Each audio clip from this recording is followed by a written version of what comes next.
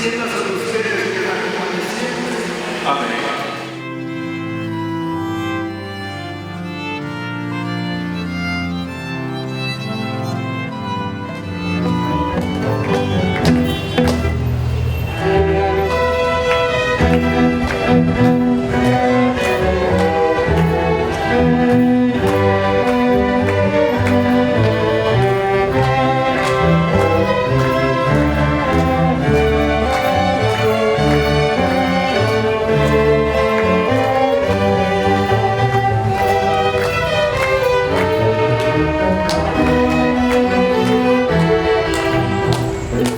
Soy Melvin Hoyos Galarza, director de Cultura del municipio de Guayaquil. Estamos en la Biblioteca Municipal de la ciudad, repositorio de la mayor cantidad de documentos sobre la historia guayaquileña.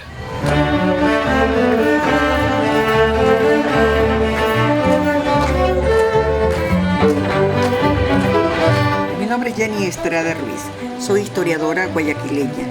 Estamos en la oficina de la dirección del Museo Municipal de la Música Popular Guayaquileña, donde guardamos 100 años de historia de nuestra música popular en nuestra ciudad.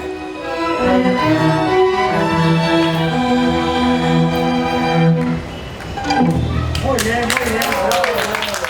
Mi nombre es Iván Lucero, soy sacerdote jesuita de la provincia de Ecuador, de la Compañía de Jesús.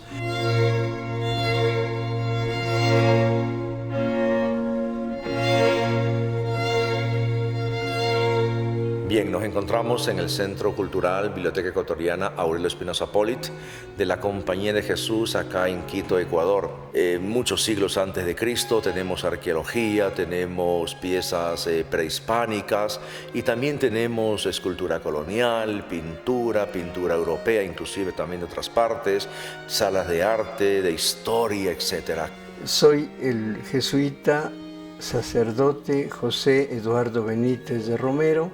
Estamos en la residencia San Ignacio, que es la casa de residencia junto al Templo de la Compañía de Jesús en Quito, Ecuador.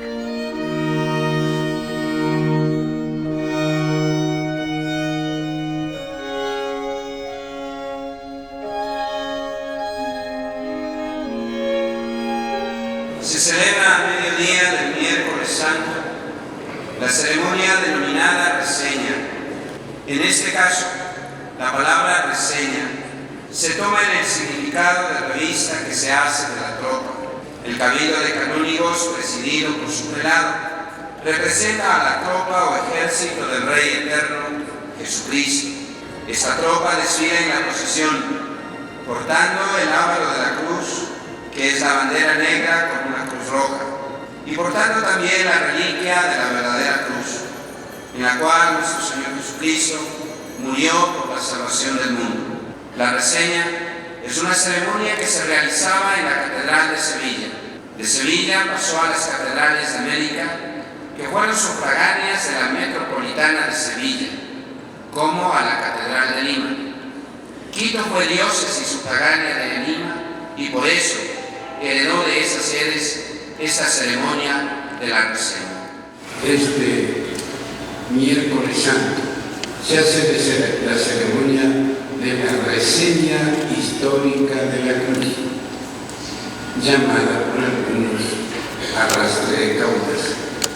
Los canónigos con sus capas negras y la cogulla con vueltas de terciopelo llevan en esta ocasión la cauda negra larga de varios metros, desplegada en toda su extensión. La solemne procesión fúnebre se inicia con los canónigos en orden inverso a su precedencia. Un tercer acólito cuida de la extremidad de la cauda. La vestimenta negra de los canónigos representa la humanidad ennegrecida, manchada por el pecado, y que es necesario reconocer nuestras faltas.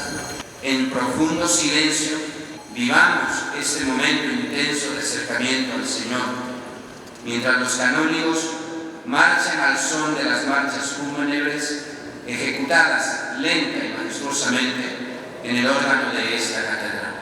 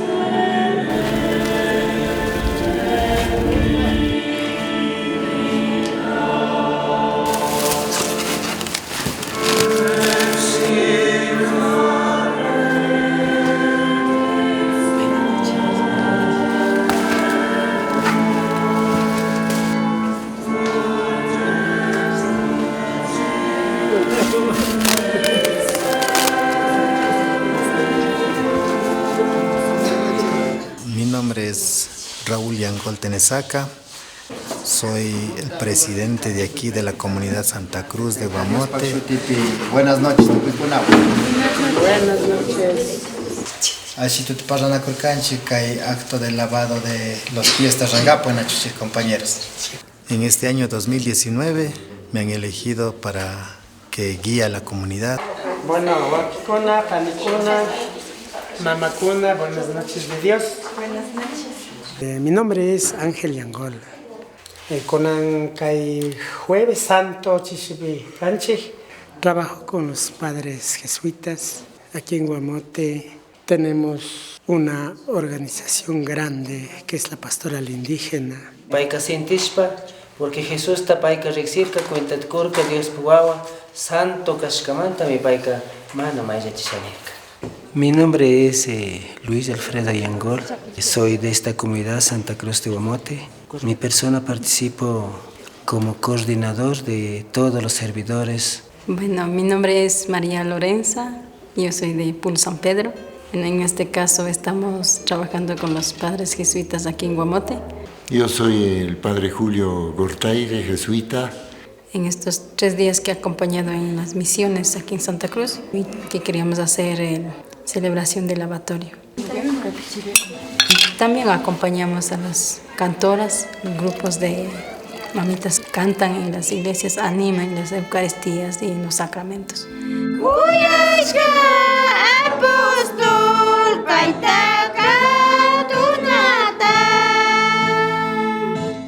He trabajado 48 años aquí en esta zona de misiones de indígenas. Son indígenas puruáes. Yo soy Edmundo Martín Brito Espinosa. Soy de Guamote, estamos en la iglesia matriz de Guamote. Soy miembro de la Hermandad del Señor de la Agonía. La familia como tradición tiene por muchos años, porque viene desde mis antepasados. Martín Brito León. El señor Segundo Guadalupe era un hombre muy católico. Es que habló con mi papá para que le realizara la construcción del sepulcro. Él donó el sepulcro a la Hermandad del Señor, que hasta la actualidad le tenemos. El hombre ya falleció muchos años y entonces eso lo tenemos también como un recuerdo para el señor Segundo Guadalupe. Estaba aquí. Y hay muchas familias también aquí que ellos han querido seguir esta tradición y esta devoción, más que nada por Cristo y la Virgen María. Mi nombre es César Olmedo Figueroa Vilés. Vengo de una familia religiosa por generaciones. Mi papá fue miembro de la Hermandad del Señor y por ende nosotros hemos seguido esos pasos. Justamente en esta tarde estuve participando aquí en esta celebración.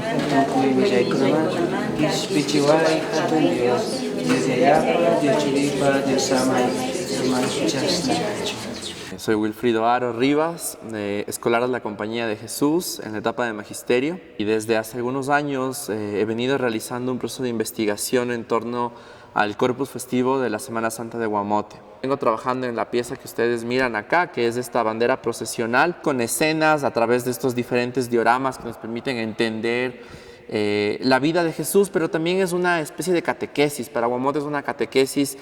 Jesús lava los pies de sus discípulos. Estaban comiendo la cena y el diablo ya había depositado en el corazón de Judas Iscariote, hijo de Simón, el propósito de entregarle a Jesús. Y el modo fundamental de trabajo ha sido ver un poco esa idea de San Agustín, que él dice que las semillas de Dios, las semillas del Verbo, están ocultas en las tradiciones nacionales y religiosas de los pueblos. Por tanto, Dios está en la gente. Le respondió: si no te lavo, no podrás tener parte conmigo. Entonces Pedro le dijo a Jesús: Señor, lávame no solo los pies, sino también las manos y la cabeza.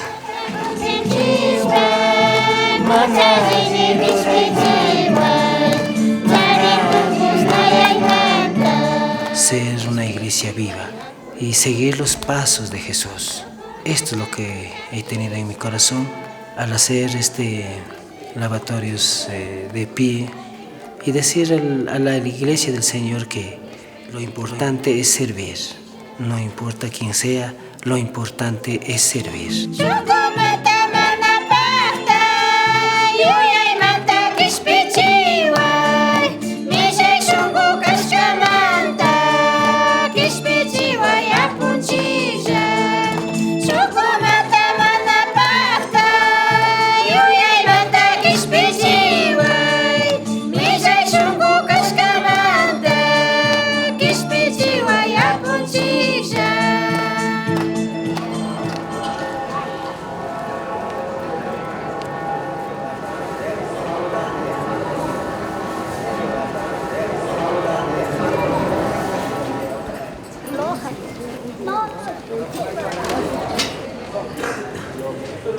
Soy Alfonso Ortiz Crespo, arquitecto, historiador, y vamos a hablar de la Iglesia de la Compañía de Jesús de Quito.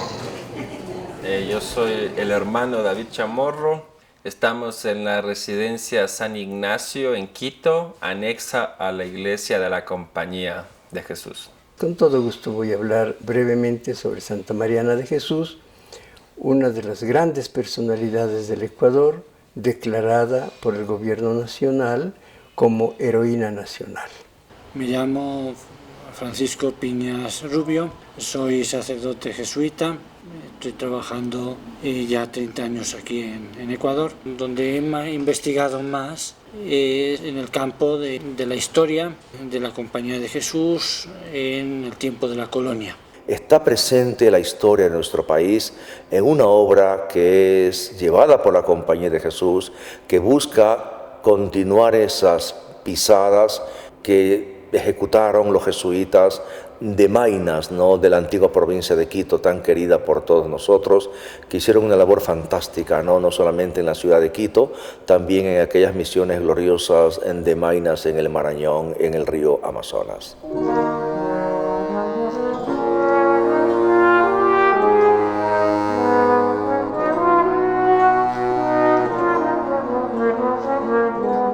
Mi nombre es Fernando Roca, jesuita, antropólogo social, y viví 15 años en una zona indígena, amazónica, en la parte norte del Perú, frontera con Ecuador.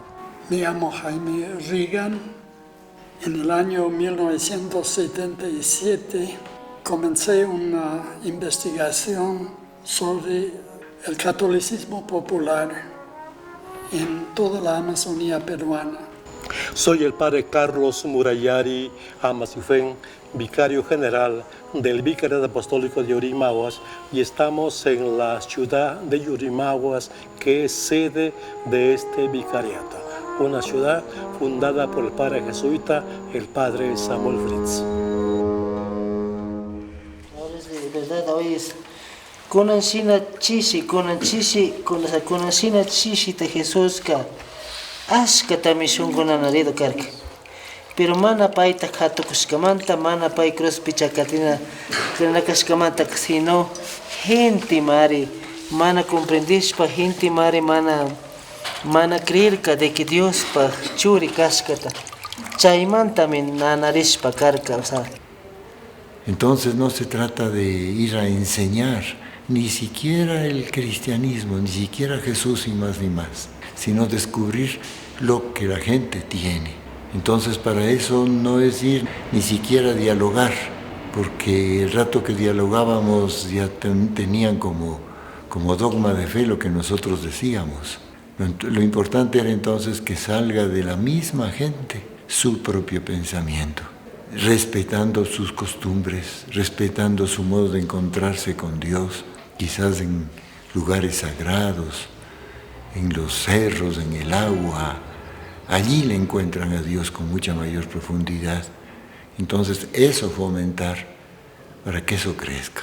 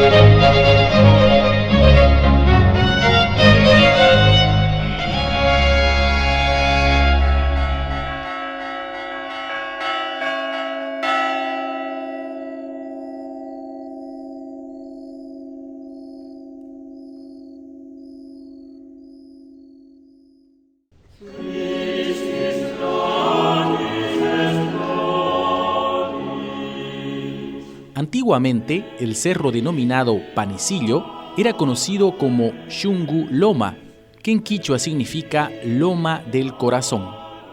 En la época preincaica, en este sitio, se cree existió un templo de oro de adoración al sol llamado Yavirac. A su llegada, los españoles no encontraron más que cenizas de lo que fue la segunda capital del Tahuantinsuyo. Estaba en búsqueda de este tesoro dorado el conquistador Sebastián de Benalcázar, y es quien, el 6 de diciembre de 1534, fundó allí la ciudad de San Francisco de Quito junto al volcán Pichincha.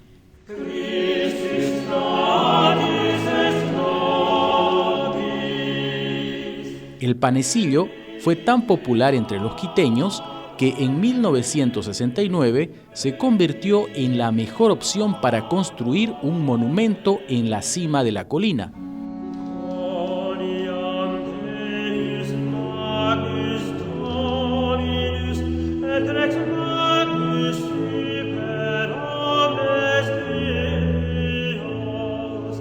La Virgen de El Panecillo o Virgen de Quito, que actualmente es la estatua de aluminio que domina la vista de la ciudad. Es una obra del español Agustín de la Herrán Matorras. Este monumento representa a la Virgen María tal como se la describe en el libro bíblico del Apocalipsis. Una mujer con alas, una cadena que apresa a la serpiente que tiene bajo sus pies y que representa a la bestia.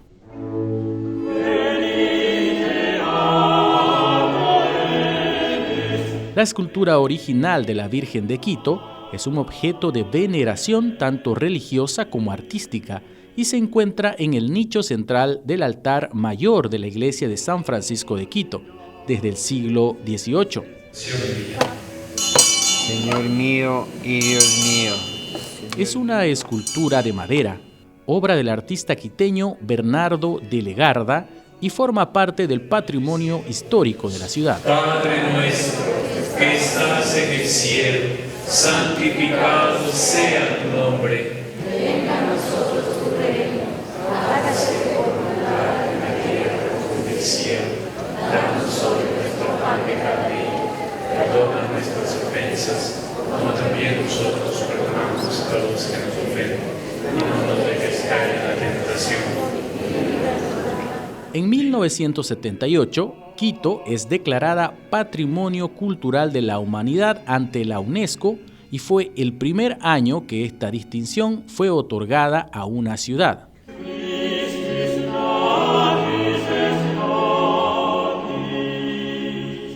Quito es Patrimonio de la Humanidad, la primera ciudad como tal. Este año vamos ya a cumplir 40 años de patrimonio. Es gracias a esa tarea cultural, artística, arquitectónica, sensible de la Iglesia Católica. Y mucha parte de esta tarea la cumplió la Compañía de Jesús con su iglesia.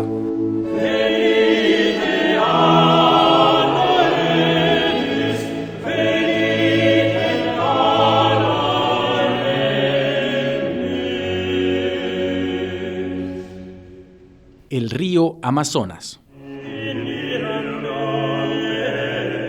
Años después de la fundación de Quito, Francisco de Orellana, partiendo desde esta ciudad en busca del país de la canela, descubrió el río Amazonas el 12 de febrero de 1542.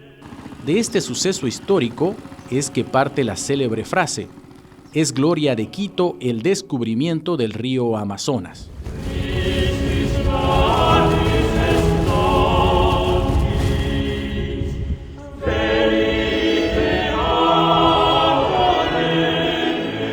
El 8 de enero de 1545, el Papa Alessandro Farnese, Pablo III, fundó la diócesis de San Francisco de Quito, y el 29 de agosto de 1563, Felipe II creó la Real Audiencia de Quito. Los jesuitas primero llegan a Lima en 1568 y fundan la provincia jesuítica del Perú. Ya en tiempos de Jerónimo Ruiz de Portillo, primer provincial del Perú, el padre Juan Gómez y el hermano Miguel Marco entran con misiones volantes por el año 1572 en lo que era territorio de la Audiencia de Quito y regresan a Lima. Cuando ya estaban establecidas las órdenes religiosas de aquí, dominicos, franciscanos, mercedarios, más tarde llegan los jesuitas. En 1574, los padres Miguel Fuentes y Cristóbal Sánchez se alojan en una casa de la Loma Grande, cerca del convento de Santo Domingo. Como no son conventuales, pues llegaron al hospital. Ese es el sitio donde llegaron la primera vez. Y luego, como no tenían casa ni nada para sus ministerios, fueron y se establecieron cerca de la iglesia de Santo Domingo. Allí en Santo Domingo es donde decían la misa y comenzaron sus ministerios. En 1575 han fundado su primera residencia. Todavía no era un colegio. Más tarde, el provincial Juan de Atienza, provincial del Perú, decide fundar un colegio en Quito. Este colegio es la primera presencia estable de los jesuitas en este territorio. Se funda en 1586. El 19 de julio de 1586 llegan a Quito para establecerse de manera definitiva. El primer rector del colegio de Quito es el padre Baltasar Piñas, con los padres Diego González de Holguín, Juan de Hinojosa y el hermano coadjutor Marco Antonio. La autoridad eclesiástica el 31 de julio entregó a los jesuitas la parroquia de Santa Bárbara, lo que actualmente es Santa Bárbara, pero ahí ya cuando se establecieron, las primeras veces que llegaron era solamente de misiones. En 1586 se van a instalar provisionalmente en la que luego será la parroquia de Santa Bárbara. Lo primero que se les ocurrió es hacer la escuelita, pero quedaba muy lejos de Quito, según dicen los documentos, y entonces luego se trasladaron nuevamente a detrás de la catedral, pasada la quebrada. Se instalarán en la misma manzana de la catedral, pero en el lado sur. El sitio exacto puede ser al frente de la actual iglesia de la compañía. Allí hicieron por primera vez el colegio y levantaron también una pequeña iglesia, sabiendo que todo eso era provisional. En 1588 vienen del Perú los padres Jerónimo de Castro y Onofre Esteban. Padre Onofre Esteban, que se conocía muy bien la lengua inga, escribe una gramática y arte nueva de la lengua quichua o lengua inga, publicada en Lima. Los jesuitas al comenzar empezaron a dar clases. Y de las primeras clases es justamente las clases de gramática quichua. Se abren las clases elementales de gramática y aún las de latín. A partir de este colegio jesuita fundado en 1586, comienzan las peticiones para que la compañía amplíe su apostolado. Un obispo de Quito, Fray Luis López de Solís, En 1594 funda el Colegio Seminario de San Luis y se le confió a la Compañía de Jesús. Funcionaba en unas casas ubicadas junto a la actual iglesia de la Compañía. Por lo tanto, estaban encargados de la educación de los seminaristas. 3 años después, en 1597, se realizó la permuta entre el mencionado local del seminario y el primer colegio de los jesuitas. Los jesuitas van a proponer al cabildo eclesiástico una permuta de su colegio con la construcción del seminario. De esa manera van a pasar a la manzana del frente. Es un proceso que demora mucho tiempo debido fundamentalmente a la necesidad de ir incorporando los solares vecinos. En 1599, los jesuitas viajan por primera vez a Santa Fe de Bogotá. Santa Fe de Bogotá recibió a los jesuitas por primera vez en 1599. Yo me llamo Fabio Ramírez, soy jesuita, soy profesor del Departamento de Filosofía de la Universidad Javeriana. Todo el tiempo he sido muy aficionado a la historia de la compañía, sobre todo en el Nuevo Reino. El grupo primero que vino en plan de establecerse vino en 1602 con el nuevo arzobispo de Bogotá, que se llamaba Bartolomé Lobo Guerrero. Los que vinieron, que fueron el padre Figueroa y el padre Medrano. Figueroa y Medrano. El padre Alonso Medrano viaja a Roma y a Madrid y consigue 2 cédulas reales para fundar casas de la compañía. Volvieron a Europa y organizaron la venida oficial de los primeros jesuitas que llegaron en 1604.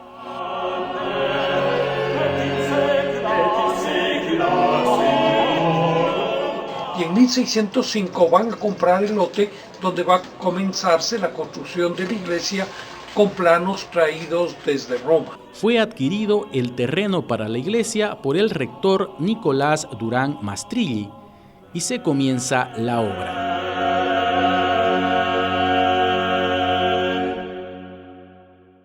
Y ya para 1605, por las distancias y porque se veía que el nuevo reino de Granada iba a ser muy importante para la corona española, se decidió crear la viceprovincia del nuevo reino.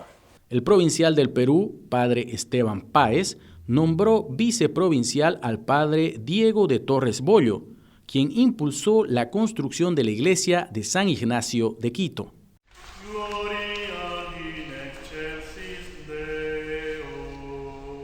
Este año de 1605 nace en Belcito, Cosenza, provincia napolitana de Italia, Marcos Guerra. Ingresa a la Compañía de Jesús en Nápoles cuando tenía 20 años. Trabaja como ebanista en el Colegio de Nápoles. En 1606, el padre Claudio Acquaviva nombró al padre Diego de Torres Bollo nuevo provincial de la recién creada provincia del Paraguay, Paracuaria, donde asumirá en 1607.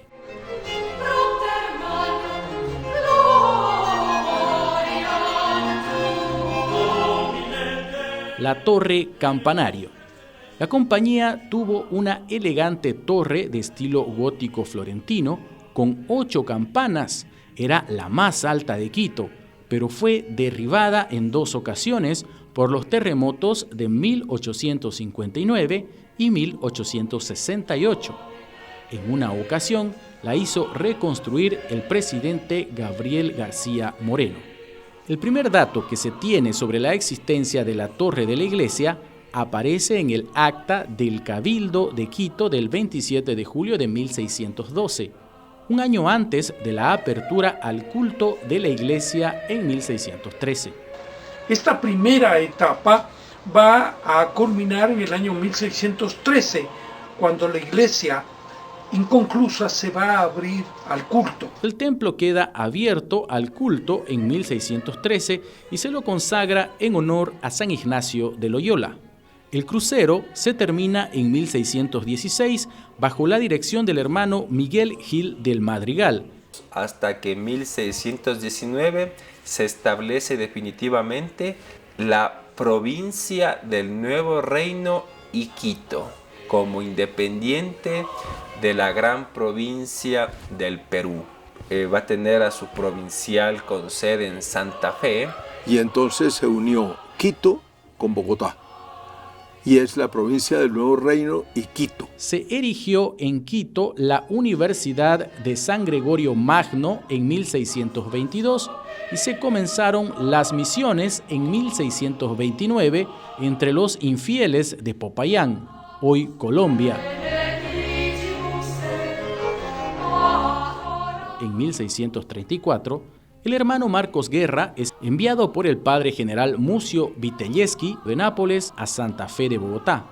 Allí va a colaborar por 2 años en la terminación de la iglesia bajo la dirección del padre Coluccini.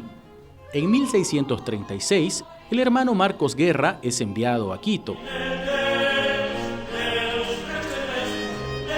Pero luego va a venir el hermano Marcos Guerra, que ha estado destinado a la construcción de la iglesia de San Ignacio en Bogotá, y los superiores de Quito van a pedir a las autoridades de la Compañía de Jesús que Guerra se traslade a la ciudad de Quito para continuar con la obra de la iglesia. Hizo varios cambios en la estructura del templo que sentaron precedentes. Tuvo que corregir los cimientos y reforzar los muros para alzar la bóveda de cañón corrido. Fue por iniciativa del hermano Guerra que los jesuitas adquirieron la casa y los terrenos al otro lado de la quebrada, que hasta entonces eran propiedad episcopal. El hermano Guerra creaba un sistema de arcos subterráneos que solucionaba el desnivel de la quebrada en este lugar céntrico. En 1649 se le propone al obispado la permuta de las casas episcopales que estaban del otro lado de la quebrada, a cambio de un lote de propiedad de la compañía en la esquina nordeste de la Plaza Mayor. Al aceptarse el acuerdo, los jesuitas pudieron extender su propiedad al canalizar y cubrir la quebrada. Por su parte, el obispado se hizo dueño de un solar más amplio en la Plaza Mayor, mejor ubicado, donde hoy se levanta el Palacio Arzobispal.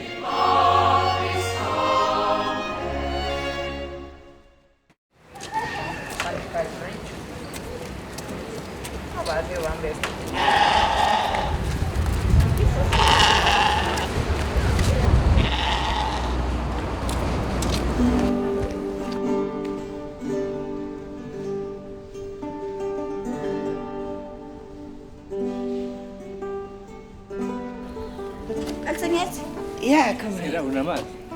Ya, es una más. Una más porque son pequeñas que llevo.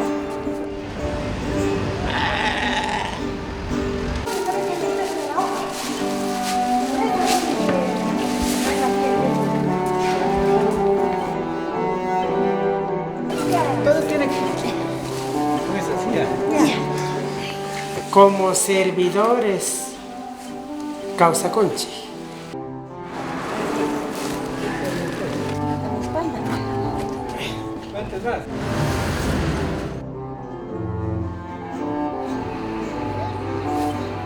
Servidores no es solamente catequistas, solamente religiosos, sino tuco y con canchi, servidores y servidoras. Sí.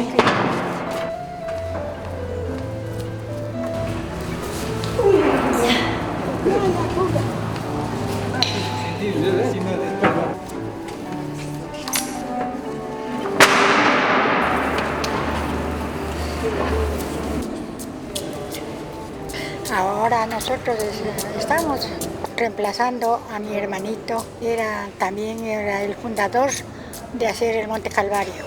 Diosito le llevó, entonces estamos nosotros. Hoy viernes desde las 6 de la mañana empezamos a preparar todo, los palos, una mesa. Aquí esta tradición es de familia, es de la familia Palmay. Es una herencia que nuestro padre nos dejó.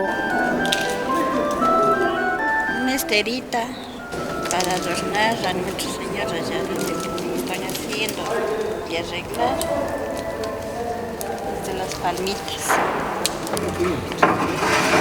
Mi nombre es Luis Alfonso Pachmay Villa. Ahorita, este es el legado de mi papacito. Le ha dejado el legado a mi hermano el Bolívar. Mi nombre es Ángel Bolívar Palmay. Estamos ubicados en la parroquia San Pedro de Guamote. Las comunidades indígenas acá, en el cantón Guamote, son más de 170. En la parroquia propia Guamote, probablemente en las 120 o 130. Todos los que estamos encargados en realizar el Monte Calvario sirviéndole a nuestro Señor.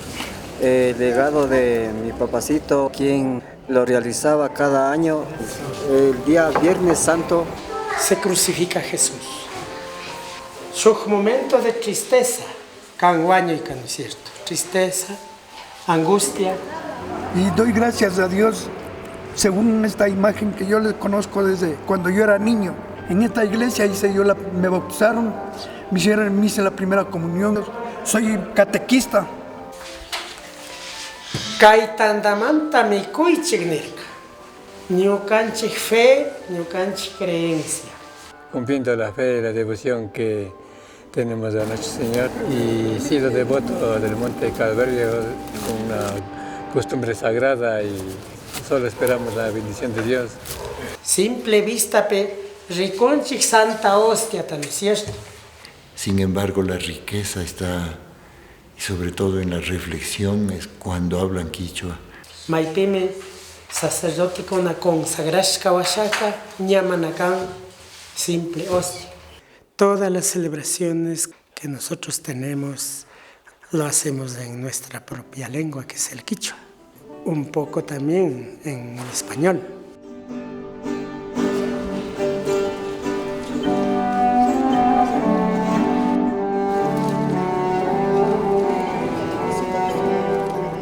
Mi hora se acerca y quiero celebrar la Pascua con mis discípulos en tu casa, diciendo, tomen y coman.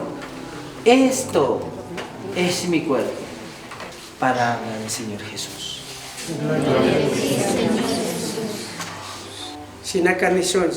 Señor, no soy digno de que entres en mi casa, pero una palabra tuya bastará para sanarme. Ellos van llevando ya por su cuenta las misiones, el mensaje de Jesús, y lo llevan 1000 veces mejor que nosotros. Con palfeito, con pastigre, Santa Comunión. Estuve participando aquí en esta celebración, en mi comunidad, ayudando a nuestro compañero que tiene ese cargo de ministro de la palabra.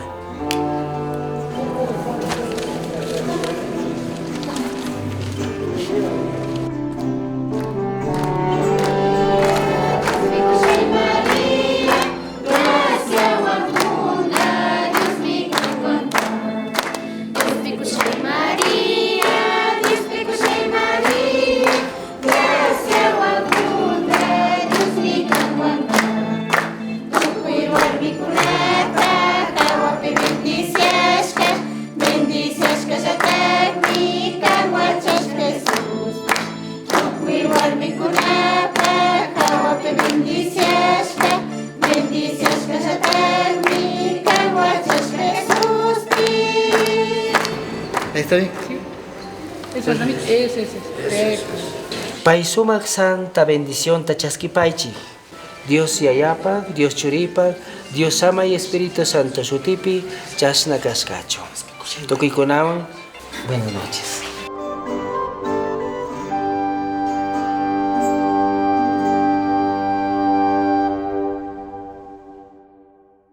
Los jesuitas se preocuparon en primer lugar de tener una gran iglesia, porque en ese tiempo las iglesias, las construcciones, la arquitectura era evangelizadora. Por lo tanto, podían, en base a la misma iglesia, ya empezar la evangelización.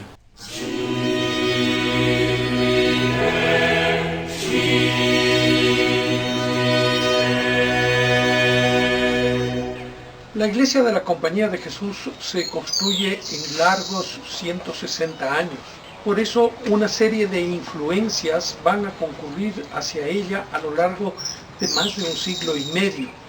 Si bien la iglesia se construye desde 1605 y su parte arquitectónica probablemente está terminada hacia 1650 con la participación del hermano Marcos Guerra, el hermano Marcos Guerra construirá la sacristía. Complemento fundamental de la iglesia es la sacristía. La sacristía. La sacristía es otra construcción del hermano Marcos Guerra y la finaliza en 1654.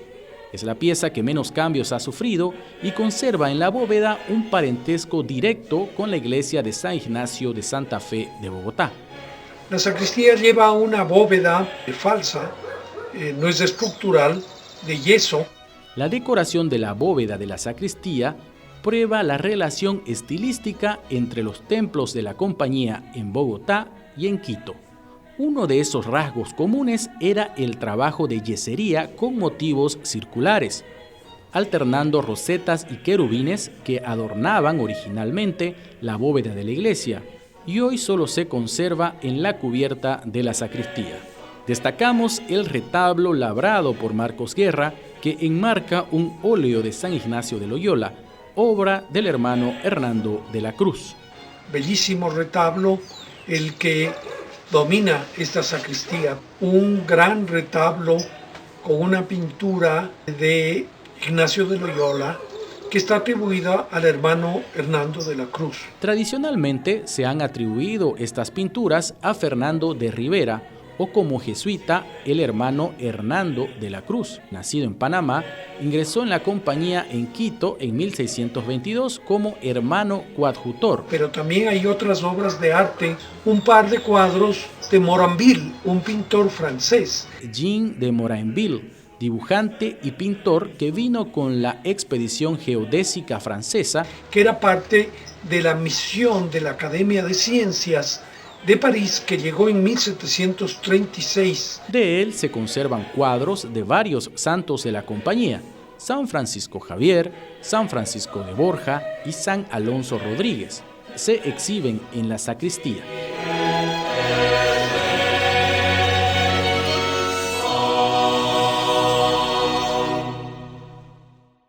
Desde hace algunos años he venido realizando un proceso de investigación en torno al Corpus Festivo de la Semana Santa de Guamote. Tengan ustedes muy buenas noches. Participamos de esta celebración de Viernes Santo. De ahí surge mi interés por hacer una investigación en el pueblo de donde yo vengo, en el pueblo de mi familia, de mis papás, de mis abuelos. A lo largo de estos últimos 6 años he venido haciendo diferentes guiones procesionales, diferentes alegorías o anagramas que representan ya sea el cáliz, el pelícano crístico, el sepulcro, que procesionan junto con las priostes, estas mujeres que van llevando como pendón el guión procesional que está ataviado en una tradición totalmente barroca, llena de bisutería, llena de pedrería, chaquira, que es bordada a mano, una tradición de bordado guamoteño propia de acá. Y desde hace unos 3 años vengo trabajando en la pieza que ustedes miran acá, que es esta bandera procesional, con escenas a través de estos diferentes dioramas que nos permiten entender la vida de Jesús, pero también es una especie de catequesis que nos ha permitido de alguna manera preservarla a lo largo de estos 100 años.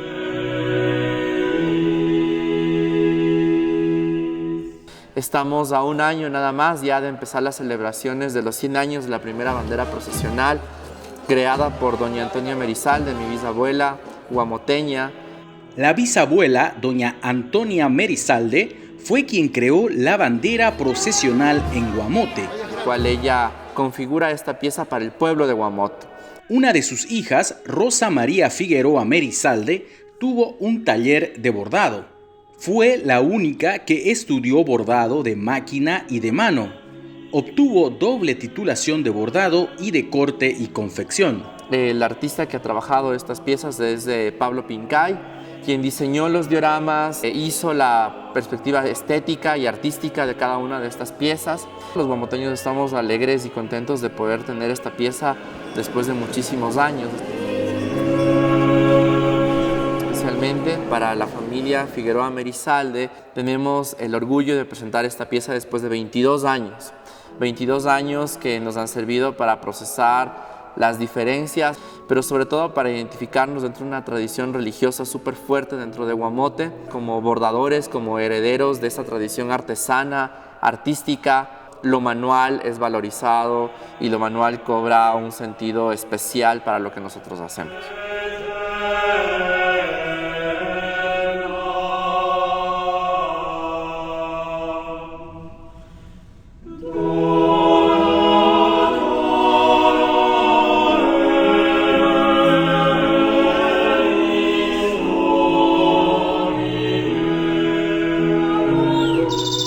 Recordemos que los franciscanos y otros religiosos en el siglo XVI incorporaron a los indígenas a los oficios. Los mismos conventos fueron la cuna de esas escuelas, como la organizada por los franciscanos Fray Jodoco Rique y Fray Pedro Boceal.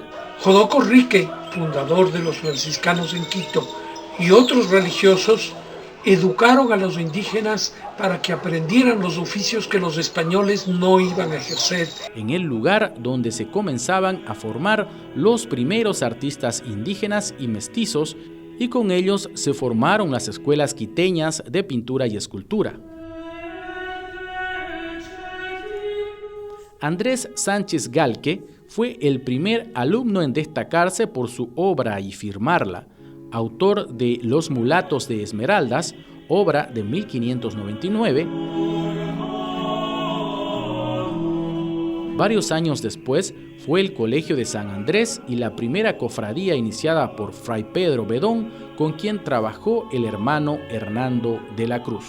De manera que los jesuitas, cuando comenzaron a construir su iglesia, ya en el siguiente siglo después de la conquista, tenían una mano de obra preparada, una mano de obra que tenía experiencia, no solamente en los trabajos de albañilería, sino también de tallado de la piedra, tallado de la madera, policromía, dorado, pintores, escultores. También surge la pregunta si los jesuitas tenían mano de obra esclava, no solamente para los trabajos agrícolas, sino también para artesanía o de artesanos. Es también probable que haya participado mano de obra africana en la construcción de la iglesia, bajo siempre la dirección de arquitectos europeos. La nave de cañón corrido.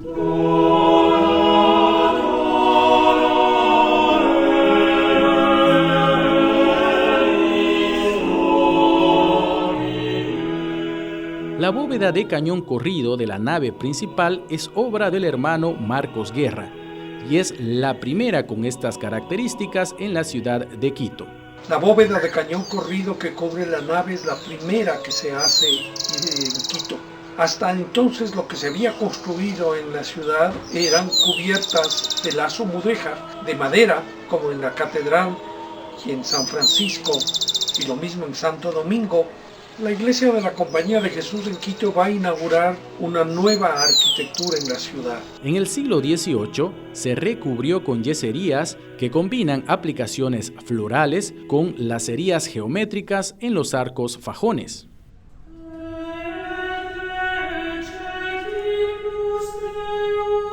Con la introducción de la bóveda de cañón corrido en la Compañía de Jesús de Quito, traerá cambios en la manera de construir los templos de la ciudad.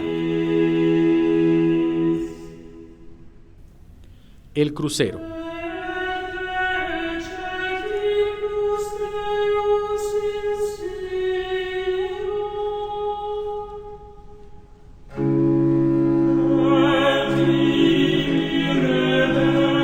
La cúpula que está en el centro del crucero luce en las pechinas el relieve de los 4 evangelistas, Mateo con el ángel, Marcos con el león, Lucas el toro y Juan el águila. Alrededor de la linterna aparece un sol radiante, atributo característico de San Ignacio de Loyola.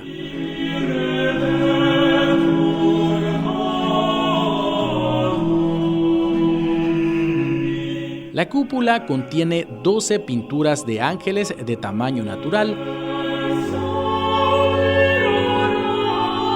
y 12 medallones con las figuras de los primeros cardenales y arzobispos jesuitas. A los dos extremos del crucero se levantan los retablos de San Ignacio de Loyola, del lado del Evangelio, y de San Francisco Javier, del lado de la Epístola.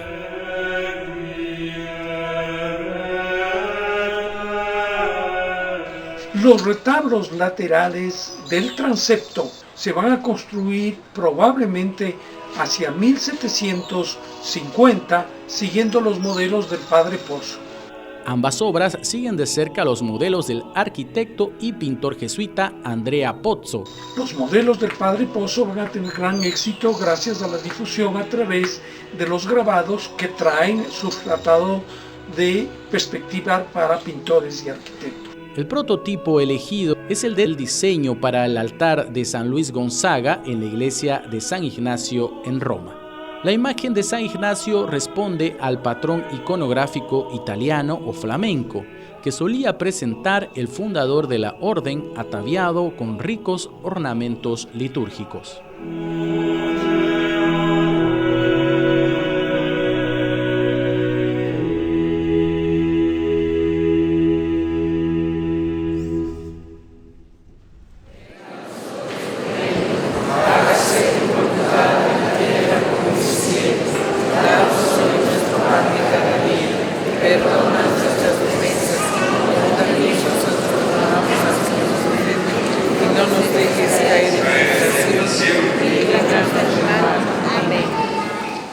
Hablando sobre la Semana Santa, sí hay un encuentro serio y profundo con Dios, especialmente del pueblo de Guamote. Le llaman la bandera. Es toda una especie de alfombra larga que será de unos 7, 8 metros o más, en las que van poniendo imágenes pequeñas, pero de las diferentes representaciones de toda la historia sagrada. Pero son pequeñas imágenes. El nacimiento de Jesús, Jesús predicando. Nos sentimos orgullosos de presentar a Guamote esta pieza y seguimos confiando que sea el buen Padre quien nos permita seguir sirviendo a la gente de Guamote. Hay la necesidad de cuidarla y promover el conjunto de la Semana Santa. Mil gracias a la Compañía de Jesús, la Fundación Iglesia de la Compañía, a la Parroquia San Pedro de Guamote han hecho posible esta obra. De manera especial quiero agradecer al artista Pablo Pincay. A él le debemos los guamoteños esta bandera. A la mayor gloria de Dios.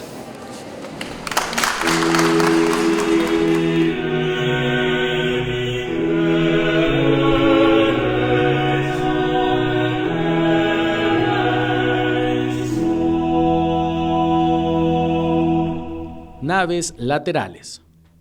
Las 8 capillas laterales reciben luz de los otros cupulines ornamentados con motivos de yesería. Están enriquecidas con pequeñas cúpulas y airosos cupulines que filtran la luz, diseñados por el hermano Marcos Guerra. Y otros retablos que van a ser construidos por la misma época de acuerdo con las posibilidades de las congregaciones. Fue la formación de congregaciones.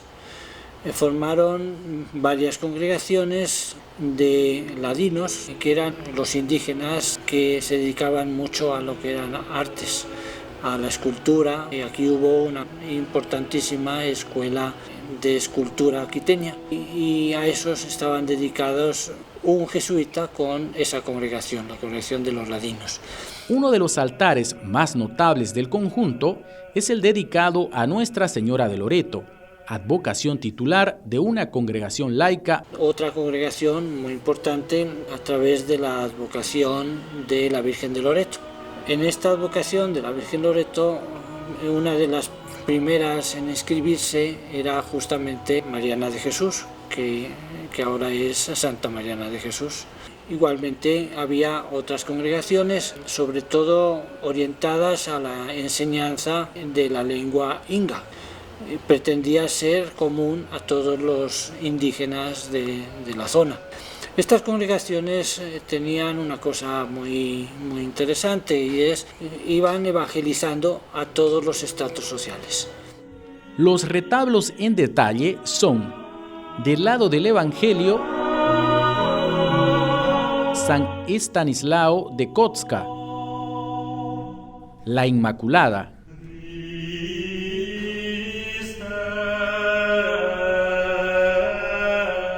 Virgen de Loreto,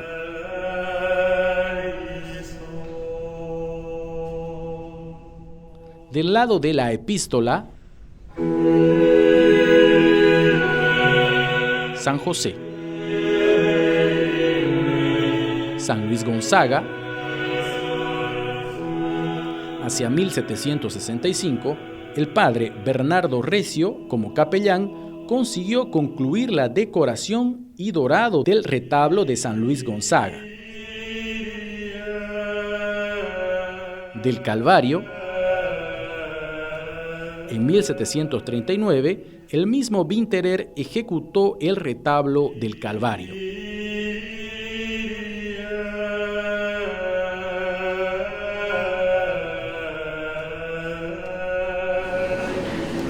Corona con el Señor Jesús.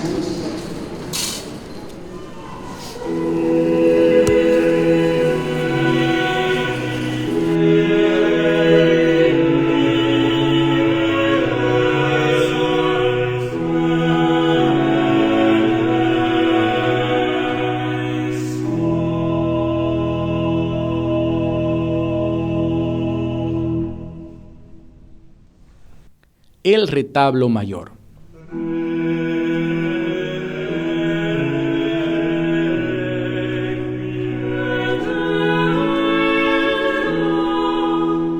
El retablo mayor, atribuido al jesuita Jorge Winterer, tirolés y misionero en el Amazonas, llamado a Quito por sus superiores desde las misiones del Marañón. En el interior de lo que conocemos, la primera obra importante va a ser el retablo mayor de Winterer. Ejecutó el retablo mayor de Quito entre 1735 y 1743. Resalta por la iluminación que le brinda la cúpula. La cúpula del presbiterio no es media naranja, sino de paños. Posee 2 cuerpos y 8 pares de columnas salomónicas. El cuerpo inferior tiene el sagrario, una imagen de la Dolorosa sobre las puertas corredizas del ostensorio y a ambos lados 2 tallas de ángeles. Los nichos mayores están ocupados por los 4 fundadores, San Agustín y Santo Domingo de Guzmán a la izquierda,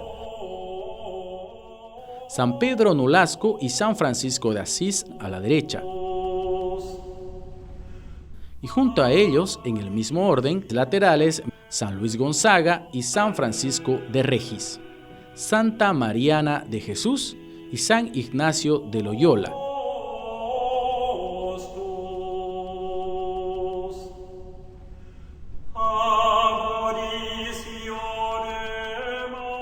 En la cima del retablo, en el segundo cuerpo, en la parte más alta, una gran corona y una imagen de Dios Padre con el Espíritu Santo que acogen a la Sagrada Familia.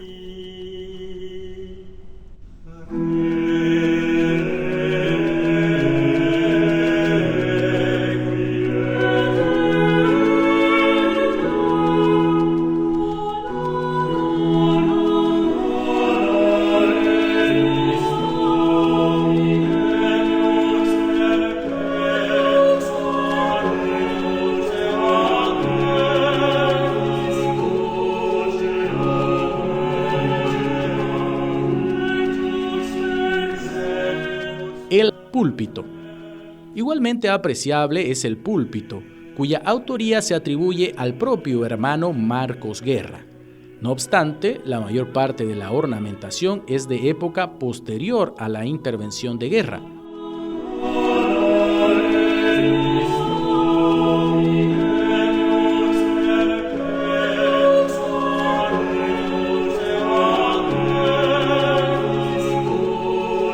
En la parte de la pilastra donde se apoya el púlpito aparece un relieve policromado con la imagen de la Inmaculada. El tornavoz con sus juegos de volutas, espirales y un remate donde se destaca una talla de San Pablo. A un lado del púlpito se ubicaba Mariana de Jesús en todas las misas. Hay una escultura que la recuerda.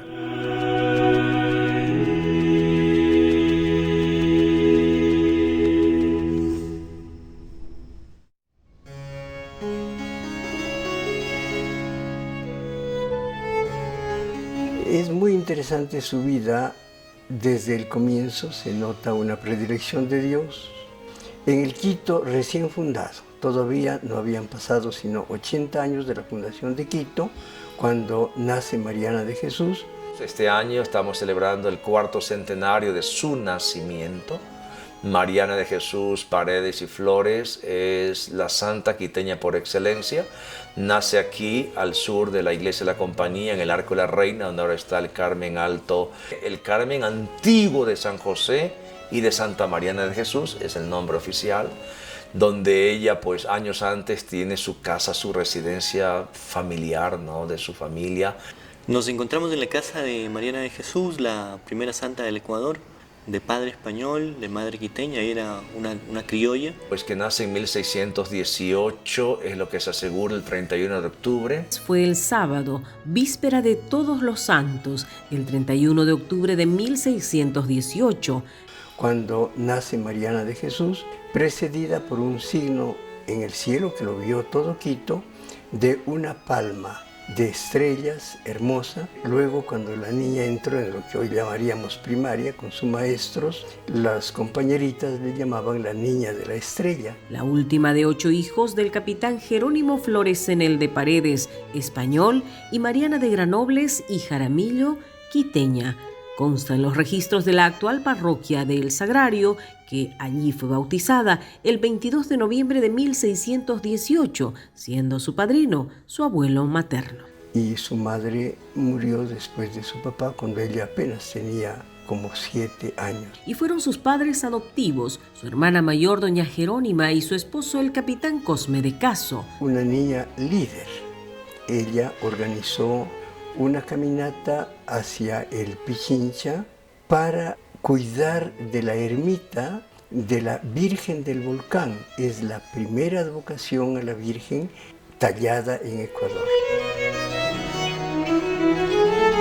Luego tuvo otra expedición para ir a las misiones del Maynas. Mariana de Jesús Paredes y Flores, desde temprana edad, siguiendo los cánones de piedad de la época, quiere salir de misionera al Amazonas. Una mujer que soñó ir con los jesuitas a Maynas, a las misiones de Maynas. Para ir a las misiones del Maynas, intentaban ir a buscar a los indígenas por las faldas del Pichincha, también les falló eso. Ella es una mujer que representa como 2 aspectos casi contradictorios. Es rica y mendicante. Era una familia pudiente, rica, con muchos empleados. Sin embargo, ella comienza a asumir una actitud absolutamente diferente. Se mezcló con los empleados de casa, amasaba con ellos a la noche el pan que no lo comía, sino que era para sus amos, son palabras de ella, los pobres. Atendiendo a los pobres, amasando el pan, lavando las ollas. Luego lavaba las ollas con los criados, como cualquier otro empleado. Servía a la mesa, y eso no lo hacía una vez por semana, sino todos los días. Ella es dinámica, es creadora, es creativa, ¿no? Evangelizadora, catequista, saliendo por las calles a atender a los enfermos. Ella hacía de enfermera, sobre todo de las indias, de la casa. Cuando enfermaban, ella preparaba las medicinas caseras, y lo que más les impresionaba es que nunca faltaba una palabra de cariño, de consuelo a las enfermas. Por la tarde reunía a los empleados para instruirles en la doctrina católica y también para darles normas de cultura, de moral. La casa de ella, pues, usted ya sabe que daba frente del hospital, era al mediodía el sitio de convergencia de los pobres. Les lavaba los pies, les expulgaba. En ese tiempo no había ninguna asepsia. como ella, después de hacer este acto, se levantaba, dice el documento, con una sonrisa contagiante. Era la respuesta espiritual de su vivencia personal del Cristo real concreto. Le tenían tanta confianza a los mendigos de Quito que cuando necesitaban algo imperiosamente por la noche, sabían dónde era la ventana del cuarto donde estaba Mariana.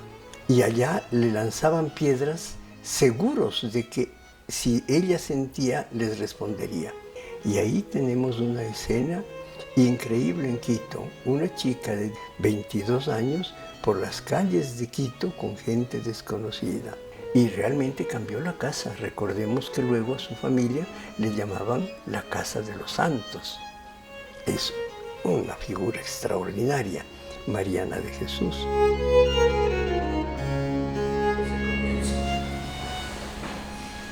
En el nombre del Padre, del Hijo y del Espíritu Santo.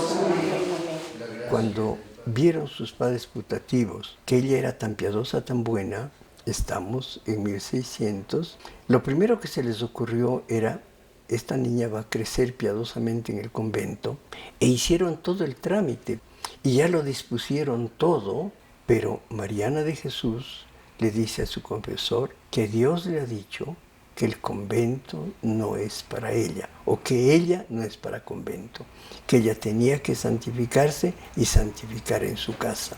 Para ese entonces, algo absolutamente inaudito. Lo que quiero decir es que se adelantó por siglos al Vaticano II, siglo XX, que declaró y puso de manifiesto cómo se podía consagrar el mundo en la familia y desde la familia. Y esta joven mujer decide santificarse dentro de su propia casa. Es un ejemplo de santidad laical y sigue la guía de la espiritualidad de San Ignacio, la espiritualidad de los ejercicios.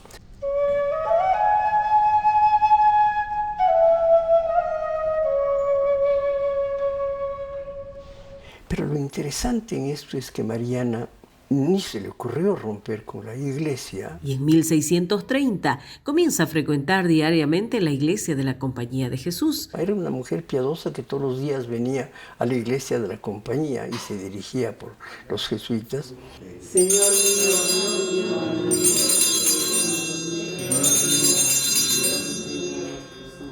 ella tiene en su corta vida 4 directores espirituales, los 3 primeros sacerdotes jesuitas y el último un hermano jesuita, pintor, el hermano Hernando de la Cruz. Lo que se conoce es que el hermano Hernando de la Cruz tenía una relación estrecha con Mariana de Jesús y que fue su guía espiritual. A él se atribuye el retrato que se considera la vera efigie de la Santa Quiteña. Y le causa a su director espiritual, el padre Camacho, un problema muy serio, porque Camacho vio que una mujer tan privilegiada espiritualmente tenía derecho a comulgar todos los días, pero en esa sociedad le armaron un grande problema y tenía padre Camacho que darle en un altar lateral, casi en secreto, la comunión todos los días, ¿no? Y más todavía para asombro, ella misma era directora espiritual de varios sacerdotes que acudían a su casa. Ahí podemos terminar este capítulo, si le parece bien. Sí.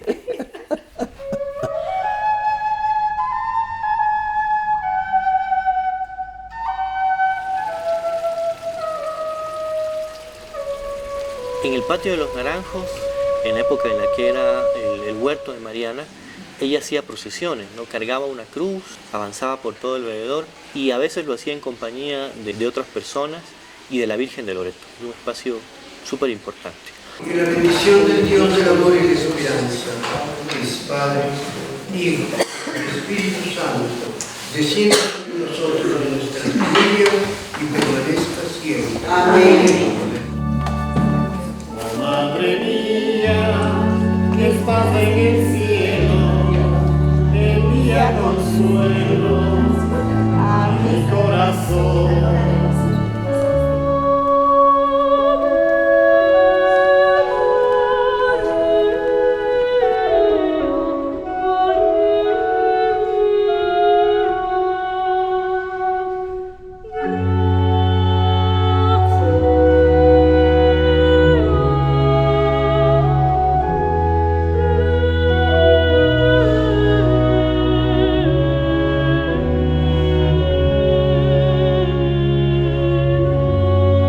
Justamente ese acto que se cuenta, ¿no?, de esa oblación, ¿no?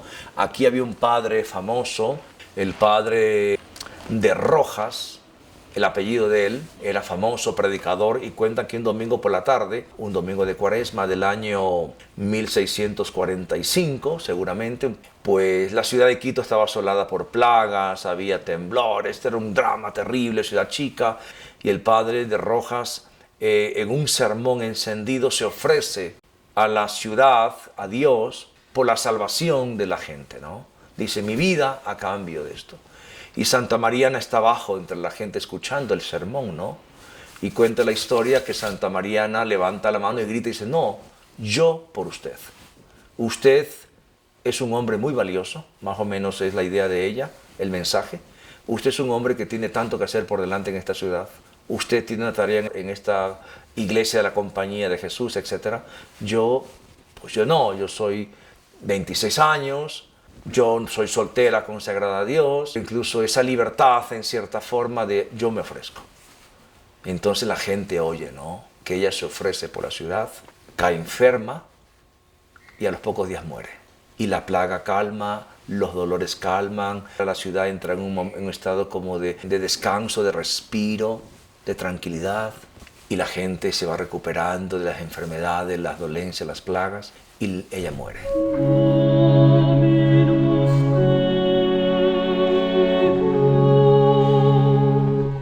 Entonces la gente dice, aquí ha pasado algo, ¿no? Ella ha entregado su vida por nosotros. Y la gente comienza a comentar que gracias a ese acto, incluso público, ella grita, ella lo dice a voz en alto en la iglesia, ¿no? Dios ha tenido pues la compasión, ¿no?, esa visita de Dios a través de la persona de esta santa, ¿no? Y la gente la reconoce, la proclama como la Santa de Quito, ¿no?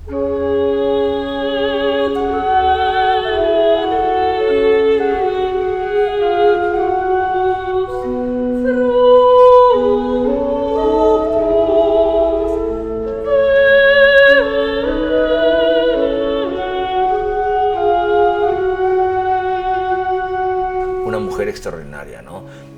Una mujer en contacto con la gente que sentía en su momento que tenía que hacer algo, ¿no? Y eso no hay que olvidarlo, ¿no? La Mariana de Jesús, la Mariana de su gente, ¿no?, de su época.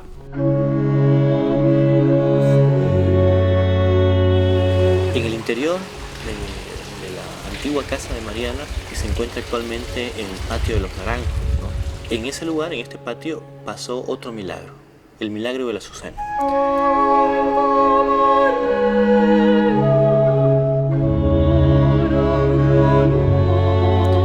Este milagro dice que Mariana en los momentos finales de su vida, al sentirse enferma, se hacía sangría, ¿no? Y esa sangre la mandaba a colocar a Catalina, la empleada de ella, en la esquina de la casa.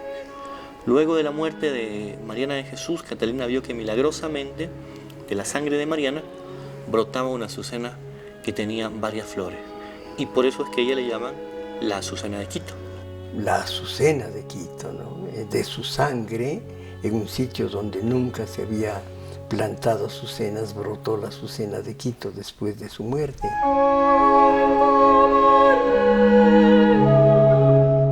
Algo muy curioso es que Mariana de Jesús deseaba que en la casa de ella se funde un monasterio de carmelitas descalzos. Ella era muy devota de Teresa de Jesús, de Teresa de Ávila. Mariana de Jesús había predicho que su casa se convertiría en monasterio. Entonces ella decía, en este lugar iría el refectorio, aquí iría la cocina. De tal forma que cuando muere Mariana de Jesús, pasan 8 años y se dona la casa. El arquitecto Marcos Guerra, que había trabajado en la Compañía de Jesús, El hermano Guerra fue compañero de vida religiosa del hermano Hernando de la Cruz, su guía espiritual. En 1653 se concreta la escritura de donación de la casa de Mariana a las monjas carmelitas. Cuando le ordenaron sus superiores al hermano Guerra dirigir la construcción del monasterio de las Carmelitas, Guerra tuvo el cuidado de proteger los recuerdos de la hija espiritual de la compañía. La casa residencia de la familia quedó intacta. La iglesia se levantó de una sola nave con el coro hacia la fachada. La habitación de Mariana, luego de su muerte, se transforma en el coro alto de la iglesia. Guerra respetó los claustros, el lugar donde floreció la azucena y el jardín interior, detenido en el tiempo que ha presenciado la oración y penitencia de las religiosas continuadoras del espíritu de la Azucena de Quito. En 1647 se habla de 13 reliquias insignes y otras menores en la iglesia de la compañía. Pero podemos seguir el camino de sus reliquias. Santa Mariana pide incluso ser enterrada a los pies de la Virgen de Loreto. La cripta de Loreto está aquí, pero aquí permanece poco tiempo y entonces luego le construyen aquí dentro de la estatua es donde está. La estatua yacente se puso una vez que se le sacó y ya cuando le pasaron al altar. Pero aquí, como esta pared está totalmente húmeda porque hay una sequía que está dentro, que lo humedece mucho, ahí es donde se dañó y luego le pusieron aquí en un armario colgado. No, pues de ahí es donde sale y afuera del templo, cuando les expulsan a los jesuitas. Cuando vuelven, le encuentran allá en el altar de San Francisco Javier. Luego viene, acá le hacen un altarcito pequeño en esta primera parte. Cuando ya le beatifican, es esta la capilla de la Beata Mariana. Cuando ya le beatificaron, en 1850, se construyó la capilla de la Beata Mariana de Jesús. Una capilla dedicada exclusivamente a su culto y a la veneración de sus reliquias. El encargado en el diseño y de la construcción de esta capilla fue el arquitecto de la nación, Thomas Reed. Se hizo cargo de la obra el arquitecto inglés Thomas Reed y la nueva capilla quedó integrada al templo. Esta es la famosa capilla de Santa Mariana, pero es capilla de la Beata Mariana, que hoy está integrada al templo, pero no había esa capilla. Concluidos los trabajos, el 25 de mayo de 1865, arriba estaba solamente la imagen de Santa Mariana. Una talla de cuerpo entero de Santa Mariana preside el altar y desde el año 2016 lo comparte con otros santos y beatos ecuatorianos. Últimamente, justo en este año, se les ha puesto las imágenes de los otros santos ecuatorianos y cuando le declaró Santo Pío XII en 1950, entonces se le dio la mayor glorificación y se le trajo al altar mayor. Se conserva aquí en el altar mayor, primero le pusieron arriba y luego esta es la urna de García Moreno.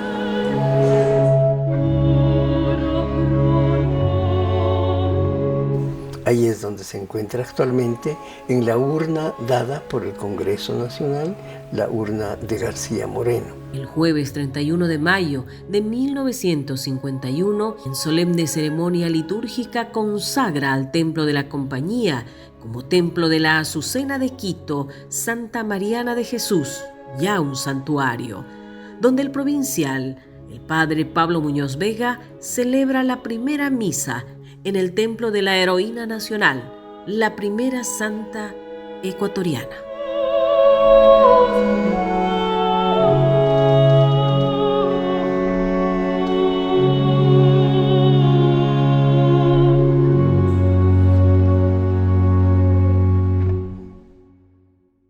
El silencio entonces termina aquí esta parte de la liturgia y nos dirigimos a las calles del pueblo para orar el Vía Crucis en la procesión. Continuamos.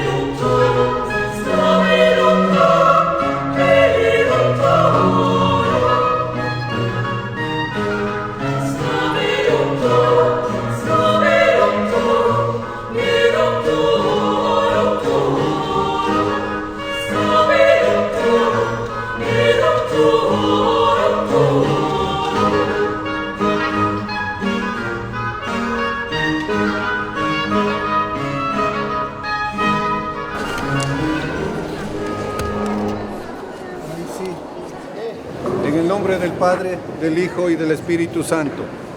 Padre Celestial, en el santo nombre de tu Hijo Jesús crucificado por mis pecados y en el amor de tu Espíritu Santo vengo humildemente ante ti con el dolor por mis pecados. Bendícenos, Señor, para poder seguirte acompañando en los próximos años. Amén. Dios te salve María, llena eres de gracia. Llena eres de gracia, el Señor es contigo. Bendita tú eres entre todas las mujeres, bendito es el fruto de tu vientre, Jesús. Santa María, Madre de Dios, ruega por nosotros los pecadores, ahora y en la hora de nuestra muerte. Amén. Y ahora y siempre, por los siglos de los siglos, Señor.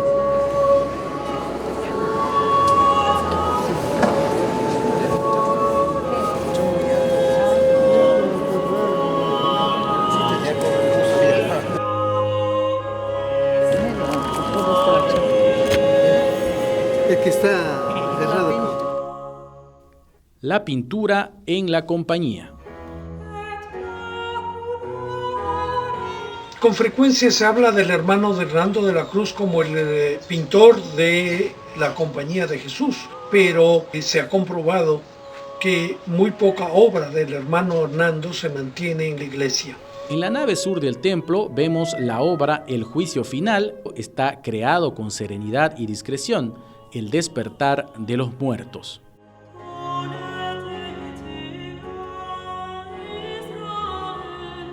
Y en la nave norte, el infierno. El infierno es un cuadro de colores rojos, de fuego y escenas terroríficas de estilo dantesco, inspirado en la concepción medieval del castigo de Dios.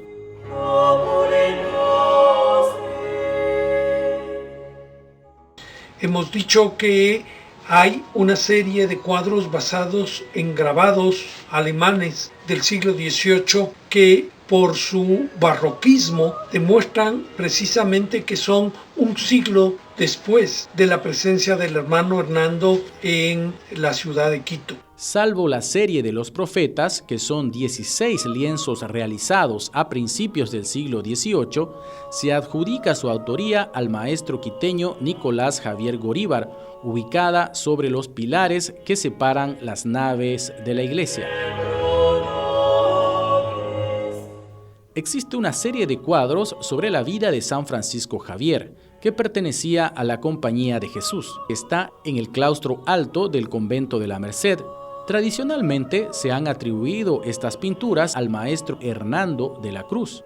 Decimos que esta serie no es de su autoría, ya que aparecen pintados milagros obrados por Javier que se concretaron a mediados del siglo XVIII. Resulta pues imposible que la serie actual la pintara el hermano Hernando de la Cruz antes de 1642, año en que abandonó Quito con destino a Granada. El hermano Hernando de la Cruz falleció en 1646.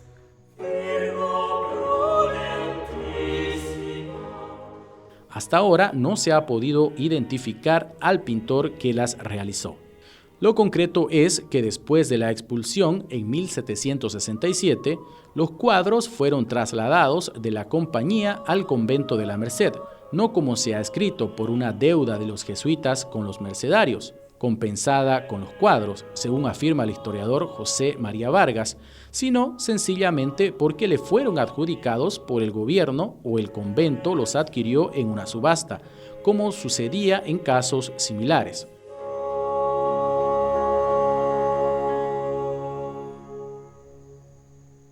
Dentro del corpus festivo de la Semana Santa existen diferentes personajes y diferentes articulaciones.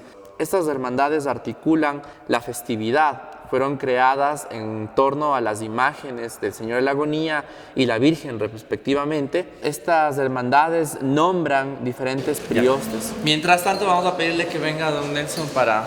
Son las personas que gestionan todo el proceso a través del cual se debe llevar la festividad. Usa este tajalí que está recubierto y saturado de pedrería y este sombrero particular que hacen que sepan todos los que están dentro de la festividad que Él es quien está haciendo la fiesta, que está al inicio, que preside.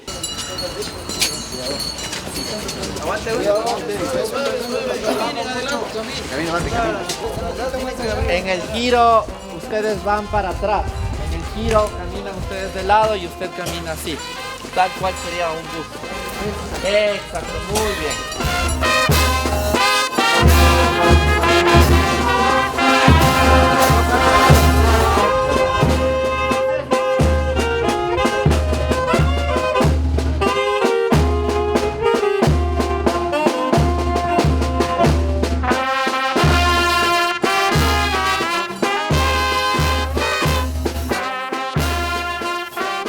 Si bien en la usanza cotidiana dentro de la iglesia no se usa sombreros, salvo el prioste de la Semana Santa, que tiene ese privilegio de usar un sombrero dentro de la iglesia, el cual no se lo retira durante las celebraciones litúrgicas del día viernes y sábado de gloria.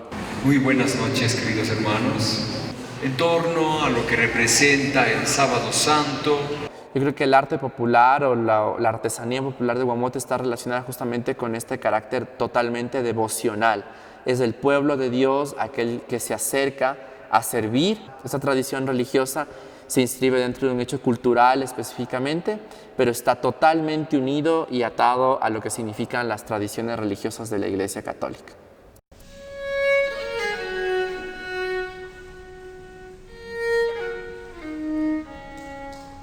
Conjunto jesuítico. El complejo original comprendía 3 claustros: el colegio, el noviciado y la Universidad de San Gregorio.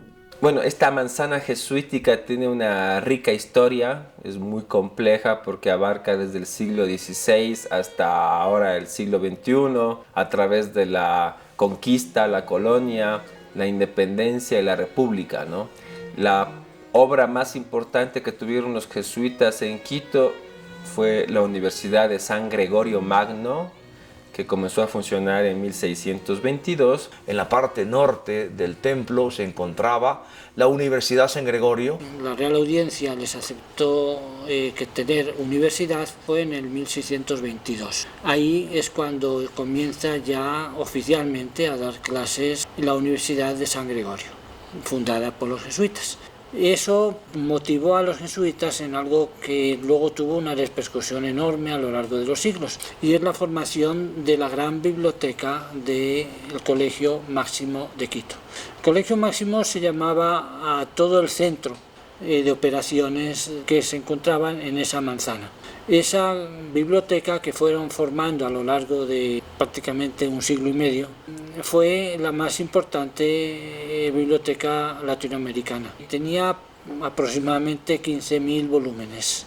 La mayor biblioteca de la ciudad, el colegio máximo de la compañía para formación de los jesuitas. Y ocupaba la mayor parte de esta manzana jesuítica, es decir, la fachada que da a la calle García Moreno. La entrada principal de la Universidad San Gregorio y del mismo Colegio Máximo de la compañía estaba sobre la actual calle García Moreno. Lamentablemente, esta portada, quizá del mismo hermano Marcos Guerra, desapareció en los primeros decenios del siglo XX. Quedan algunos grabados y fotografías como testimonio.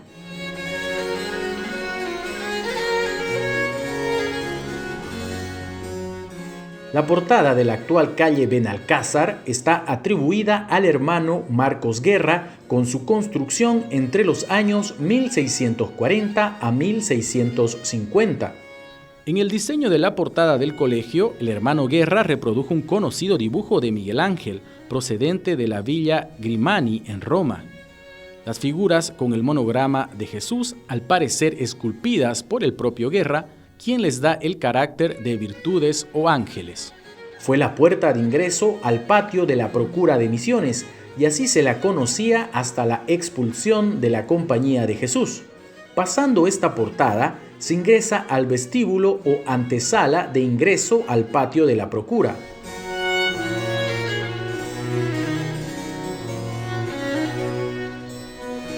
En este mismo complejo, en esta manzana jesuítica, funcionó la Procura de Misiones, es decir, la gestión de los padres procuradores para sostener una misión en ambiente inhóspito. Teníamos la gran procura de las misiones y teníamos además la botica de la ciudad con el hermano Andrés Liro, que era el boticario de esta ciudad, ¿no? Varios años después fue el ingreso del Colegio San Gabriel, que se funda en 1862 y más tarde será el Colegio San Luis Gonzaga. Por descripciones y planos confeccionados años después de la expulsión en 1767, podemos saber cómo era el edificio y sus dependencias. En el piso bajo, junto a la iglesia, en el sector oeste, la capilla o sala de la universidad donde se celebra misa, actos literarios y se dicen grados.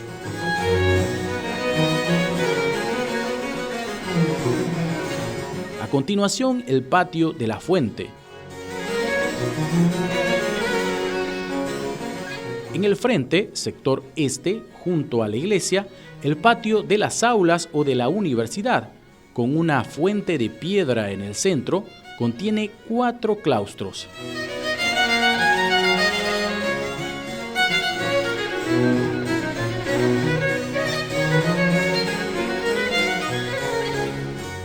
Y actualmente esto es un centro cultural metropolitano, es decir, depende del municipio de Quito. La mitad de la manzana pertenece al municipio y la otra mitad ha sido conservada por la Compañía de Jesús.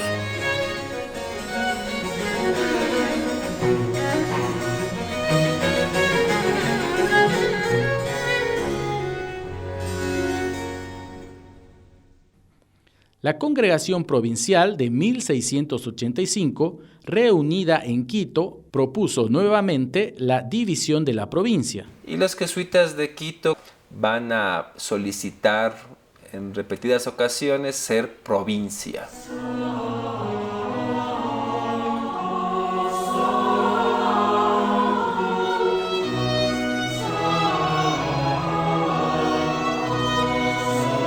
En 1688, el padre general Tirso González envió como visitador a Francisco Altamirano. Luego de 8 años de terminar su visita, el padre general Tirso González decretó la creación de la provincia de Quito el 21 de noviembre de 1696. Y el año 1696 somos provincia independiente. Y en 1696 se separa la provincia del Nuevo Reino de la provincia de Quito. 1696, en que el padre general Tirso González divide y crea la provincia del Nuevo Reino y la provincia de Quito. Pero Quito comprendía la parte sur de lo que hoy es Colombia, de modo que 3 ciudades importantes de Colombia en que había colegio de la compañía forman parte de la provincia de Quito. Buga, Pasto y Popayán. Y Quito ya es provincia independiente. El primer provincial de Quito fue el padre Calderón, 1696-1700. El gobierno de este padre fue de franca prosperidad para toda la provincia, pero de un modo particular para Quito y su colegio.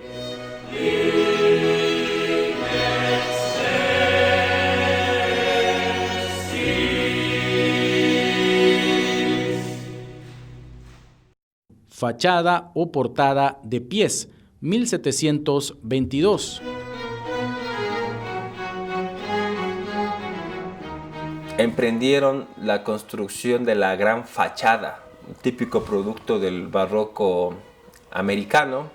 En la fachada se expresa la última etapa constructiva de la iglesia.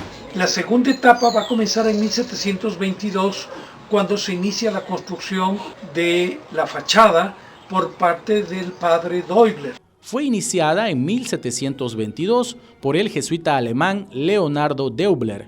Su concepción llevó muchos años de trabajo y cuantiosos gastos.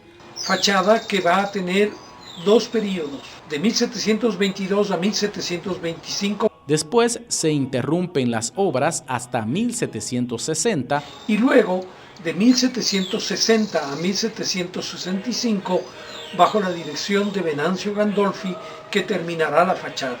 Cuando el hermano Venancio Gandolfi la retomó y la dio por concluida en 1765.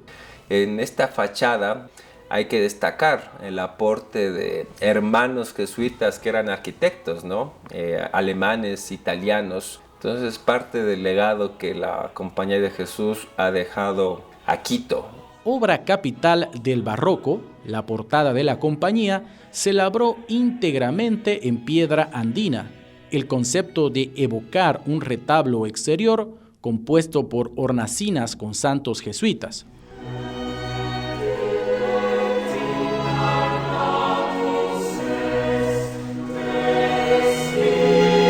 En el cuerpo inferior, San Ignacio y San Francisco Javier,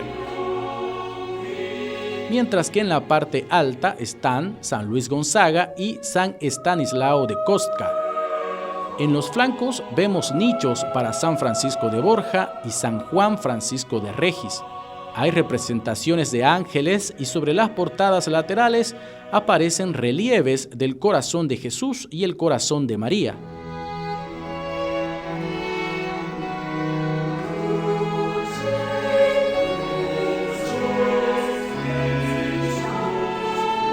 Sobre la puerta principal, un gran nicho para la imagen de la Inmaculada Concepción.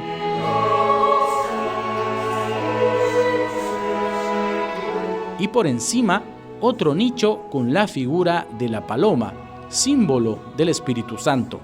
En el segundo cuerpo, al centro, un vitral rectangular con una cartela con la leyenda Divo Parenti Ignatio Secrum, consagrado el templo al Santo Padre Ignacio. Yo como ecuatoriano no puedo concebir a la ciudad de Quito en su casco colonial sin la iglesia de la Compañía. Los quiteños, que algo llegara a pasar a esta iglesia, sentirían mucho la pérdida. Es parte de esta ciudad, al igual que lo es la iglesia de San Francisco, ¿no?, que es el patrono de la ciudad, por cierto.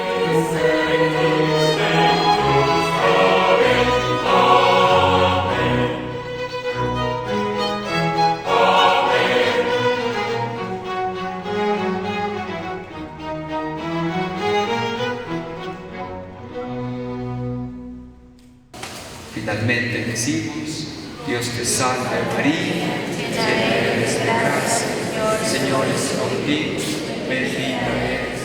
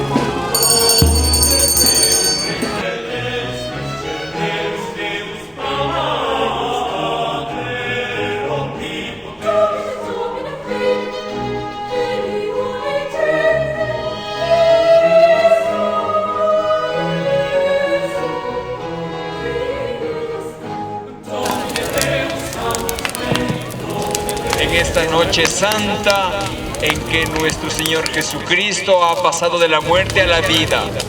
Listo, y pasamos entonces a la iglesia, nos dirigimos, vamos entrando entonces. La luz de Cristo que resucita glorioso.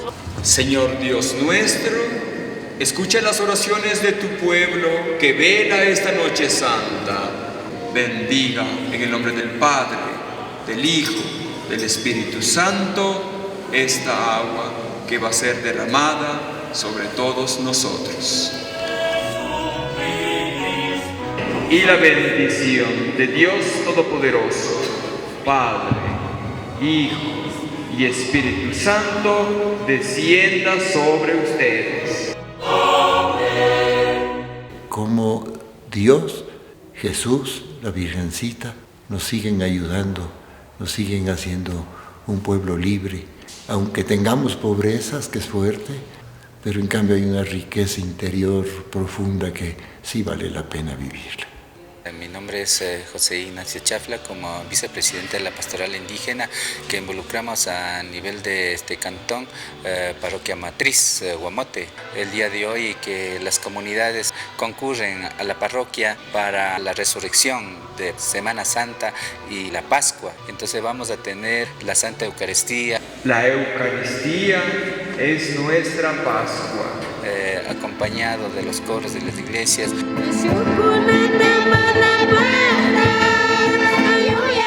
Formamos este coro central de la pastoral que pusimos de nombre San Pedro de Guamote. Las coordinadoras somos las que formamos este coro central.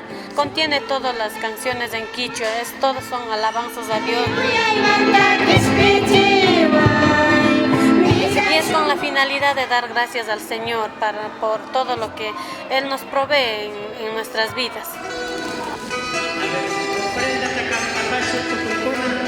Y luego tenemos la Pampa Mesa, que tenemos el día de hoy, traen diferentes productos de las comunidades, gracias a Dios que nos ha brindado, y entonces hacemos el encuentro de granos tiernos, granos ya secos, y con eso nosotros hacemos la Pampa Mesa con diferentes productos de las comunidades. Padre, Espíritu Santo, amén.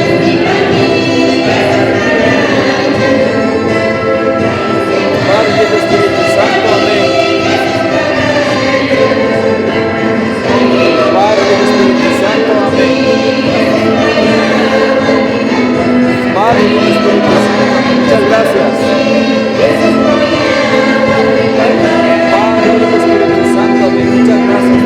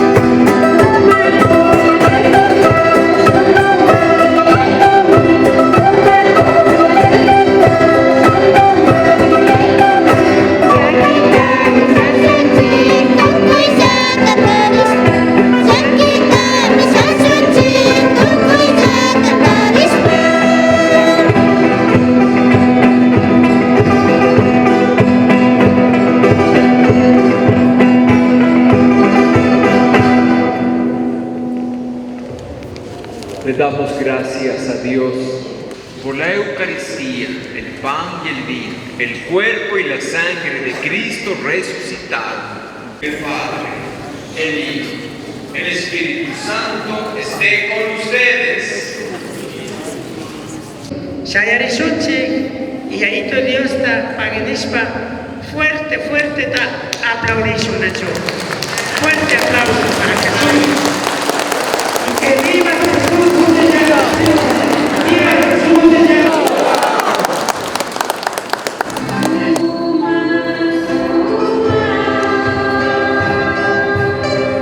Maisuma evento Casnacina Pampamisa Ñucanchi tradición cultura Maisuma Wicaipiña Ricupanguichi chivilcito, motecito, papita, arrocito, melloquito, tuco y a Dios bendicias cañucanchi gaspita con apinacho. Maisuma suma cae pampamesa costumbre ta cañucanchi charinchi runacuna, ñucanchi como guamoteños, ñucanchi cultura y tradición tamana chingachispa huichiman hasta sinchiachispa catingapa. Santa María, Madre de Dios, ruega por nosotros pecadores, ahora y en la hora de nuestra muerte. Amén.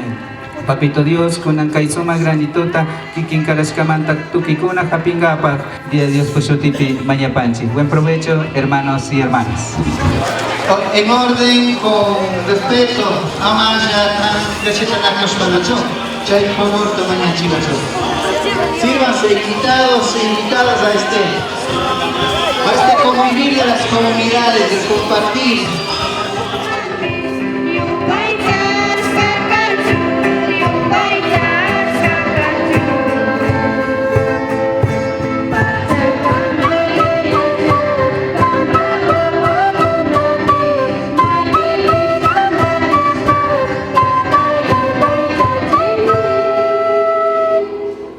Payushak Dios pag bendición, Dios yayapag, Dios churipag, Dios ama y espíritu yutipi, chasnakachu.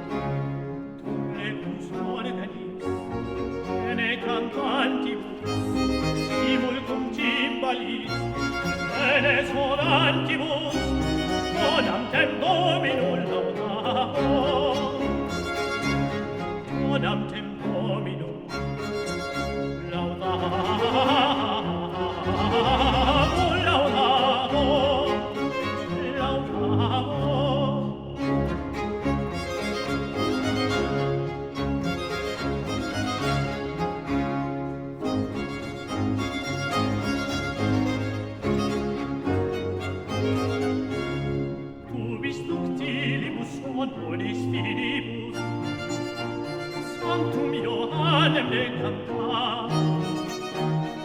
Ubi ductilibus non bonis finibus,